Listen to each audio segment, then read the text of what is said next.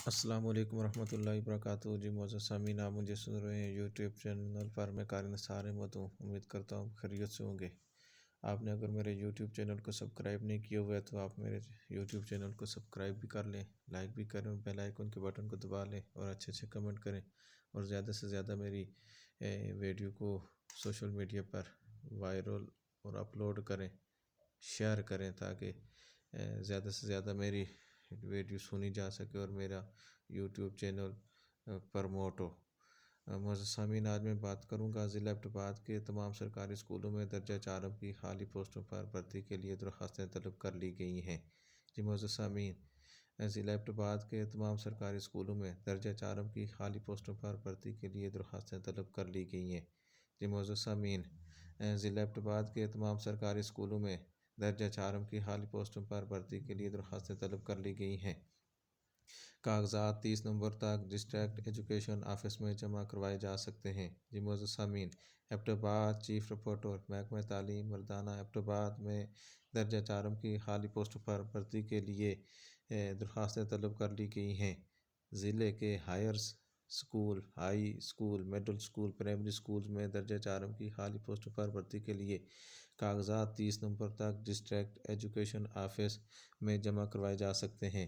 محکمہ تعلیم ایبٹ آباد مردانہ کے ضلعی آفیسر کی جانب سے جاری نوٹیفیکیشن کے مطابق درجہ چارم کے خواہشمند امیدوار درخواست فارم کے ساتھ شناختی کارڈ کاپی، ڈومیسائل، بے روزگاری کارڈ، معذوری سرٹیفکیٹ، سن کوٹا، 60 سال کی عمر میں ریٹائرمنٹ آرڈر، میڈیکل یا ڈیسیز سن بھی تمام ریکارڈ اور اقلیتی امیدوار اپنا سرٹیفکیٹ بھی لافظ کریں۔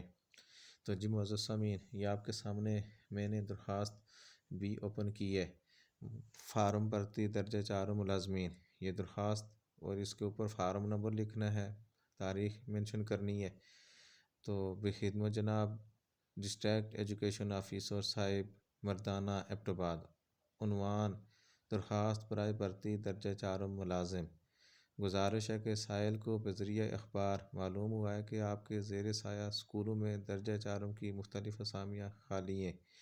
سائل کی درخواست بمع مکمل تفصیل درج ذیل ہے۔ بھرتی کے لیے تمام ضروری کاغذات لافظ ہیں۔ آپ جناب سے التماس ہے کہ سائل کو بھرتی کرنے کے احکامات صادر کیے جائیں۔ نام آگے مینشن کرنا ہے، ادھر اس خانے میں ولدیت، اس خانے میں مینشن کرنی ہے، تاریخ پیدائش اس خانے میں مینشن کرنی ہے، اور شناختی کارڈ نمبر اس خانے میں مینشن کرنا ہے۔ تعلیمی قبلیت جتنی بھی ہے ادھر لکھنی ہے۔